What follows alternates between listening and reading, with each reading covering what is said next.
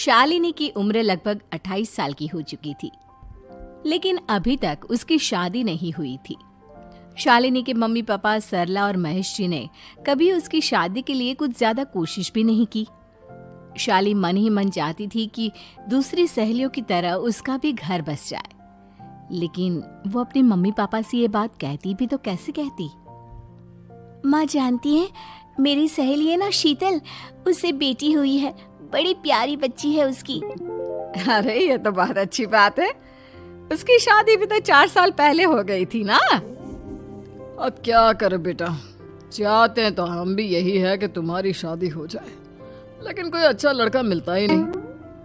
कोई बात नहीं मम्मी पापा, मैं जानती हूँ आप मेरे लिए बहुत अच्छा रिश्ता ढूंढना चाहते हैं, और अभी मेरी इतनी उम्र भी तो नहीं हुई है।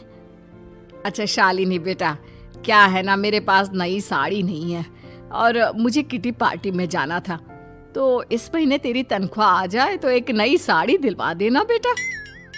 और बेटा मेरा मोबाइल भी थोड़ा पुराना हो गया है, 6 महीने से इसी को काम में ले रहा हूँ, एक नया मोबाइल ला देना बेटा। हाँ हाँ मम्मी पापा। और माँ, आप तनख्वाह की चिंता क्यों करती हैं? साड़ी तो मैं आपको कल ही दिलवा दूंगी।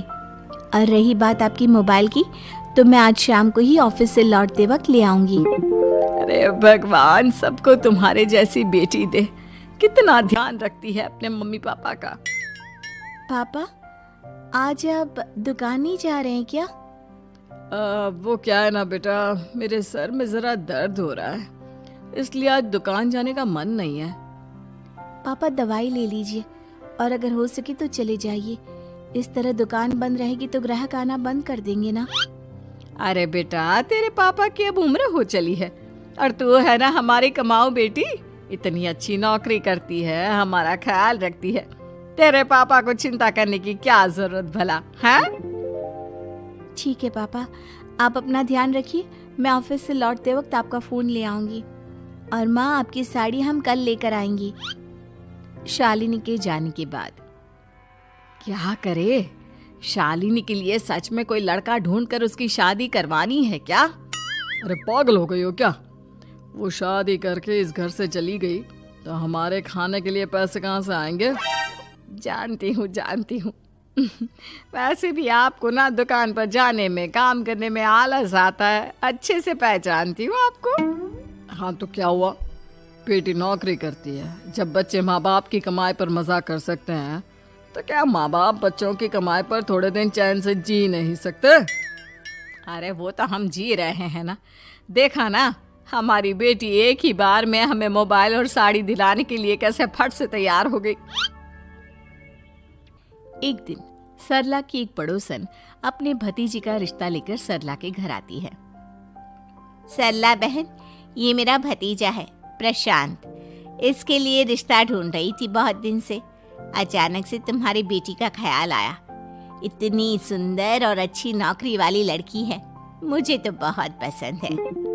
अरे तुम्हारे पसंद करने से क्या होता है, मेरी बेटी को भी तो तुम्हारा भतीजा पसंद आना चाहिए ना। हाँ, ऐसे थोड़ी ना कि तुम्हें हमारी लड़की पसंद आ गई और हमने रिश्ता कर दिया। मेरा भतीजा बहुत बड़ी कंपनी में जॉब करता है। अंकल जी, मैंने आपकी बेटी को देखा है और वो मुझे बहुत पसंद है। हाँ, तुम्हें तो पसंद है, लेकिन हमें भी तो उससे एक बार पूछना पड़ेगा ना। तो बुलाइए ना शालिनी को, उससे पूछ लेते हैं कहाँ है वो। ऑफिस गई है और उसको आने में अभी देर लगेगी। लेकिन तभी शालिनी ऑफिस से आ गई। ये लीजिए, शालिनी भी आ गई, अब आमने सामने ही बात कर लेते हैं। आओ आओ शालिनी बेटा, इससे मिलो, मेरा भतीजा प्रशांत प्राइवेट कंपनी में अच्छी जॉब करता है। अब बेटा, तुम्हें ये लड़का पसंद है क्या?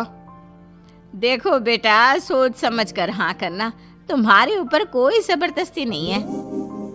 मम्मी पापा, प्रशांत की जॉब और उसकी बातें सुनकर मुझे तो काफी अच्छा लगा, मैं उससे शादी करने के लिए तैयार हूँ। ये लो, सारा मामला यहीं के यहीं निपट गया, लड़का और लड़की राजी हैं, तो अब हमें क्या। सरला की पड़ोसन और प्रशांत वहां से चले जाते हैं। अगले दिन, क्या हुआ मम्मी पापा, आप इतने उदास क्यों लग रहे हैं? वो क्या है ना बेटा, तुमने शादी के लिए हाँ कर दी उस लड़के के साथ। तो क्या हुआ माँ, उस लड़के में कोई खोट है क्या? आपको वो पसंद नहीं? अरे नहीं नहीं बेटा, जिसमें तुम्हारी खुशी उसमें हमारी खुशी। हमें भी लड़का पसंद है। तो फिर क्या बात है? अगर कुछ भी है तो आप मुझे बता सकते हैं। तुम्हारी माँ ये सोच सोच कर परेशान है कि तुम्हारे बाद हमारा क्या होगा। तुम हमारी इकलौती बेटी हो, हमारा बुढ़ापा कैसे कटेगा। अब बेटा, हम अपने बारे में सोचकर तुम्हें जिंदगी भर शादी करने से रोक तो नहीं सकते ना। जाओ, तुम अपनी जिंदगी में खुश रहो, हमारा क्या है, जैसे तैसे जी लेंगे। हाँ बात तो सही है बेटा, कैसे भी करके मैं दुकान का काम कर लूंगा। तुम और प्रशांत शादी करके खुश रहो। अपने माँ बाप की बात सुनकर शालिनी काफी दुखी हो जाती है। उसे लगने लगता है कि वाकई में उसकी शादी हो जाने के बाद उसकी माँ और बाप का ख्याल कौन रखेगा, और यही सोचकर वो एक दिन प्रशांत से मिलती है। देखो प्रशांत, तुम मुझे बहुत पसंद हो, लेकिन मैं चाहकर भी तुमसे शादी नहीं कर सकती। अरे क्या हुआ शालिनी, क्या तुम मेरी किसी बात से परेशान हो? नहीं नहीं प्रशांत, मैं अपने माँ बाप की इकलौती संतान हूँ। अगर मैं भी शादी करके घर से चली गई तो उनका ख्याल कौन रखेगा, उनका खर्चा कौन उठाएगा? तो क्या तुम सारी जिंदगी शादी नहीं करोगी? शायद नहीं प्रशांत, और अगर अपने माँ बाप के लिए ये भी करना पड़े तो इसमें गलत क्या है? प्रशांत की सारी बात जाकर सरला के पड़ोसन यानी कि अपनी बुआ को बता देता है।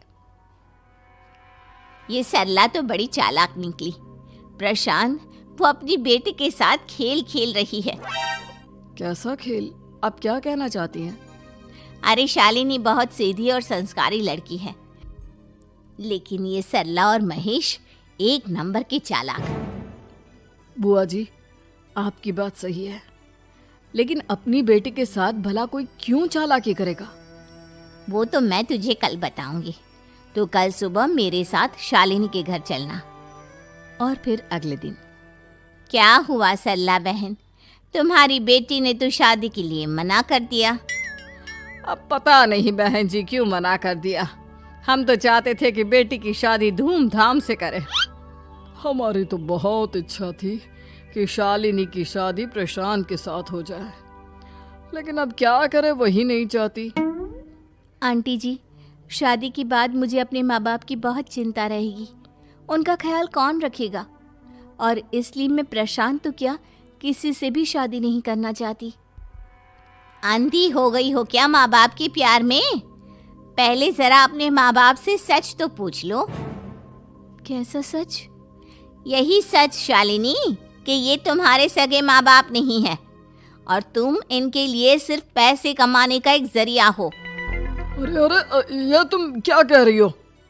सच ही तो कह रही हूँ भाई साहब। अब सीधे सीधे अपनी बेटी को अपनी सच्चाई बताओगे या फिर मैं कोई दूसरा तरीका निकालूं?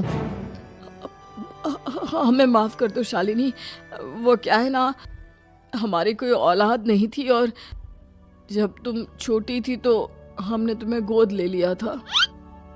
तो इस नाते तो मैं आपकी बेटी ही हुई ना। लेकिन तुम्हें गोद लेने का हमारा सिर्फ एक ही मकसद था कि बड़ी होकर तुम नौकरी करो और हमारे लिए पैसे कमाओ, क्योंकि तुम्हारे पापा को काम करने में बहुत आलस आता है। और ये सच है कि हम ही नहीं चाहते थे कि तुम्हारी कभी भी शादी हो। कोई बात नहीं मम्मी पापा, आपने मुझे गोद लिया, पाल पोस कर बड़ा किया। भले ही उसके पीछे आपका कोई भी इरादा सही, लेकिन मैं आपकी बेटी हूँ। शादी तो मैं प्रशांत के साथ कर लूंगी, लेकिन उसके बाद भी जिंदगी भर आप दोनों का ख्याल रखूंगी। शालिनी की बातें सुनकर सरला और महेश को अपनी गलती का एहसास होता है और वो उससे माफी मांगते हैं।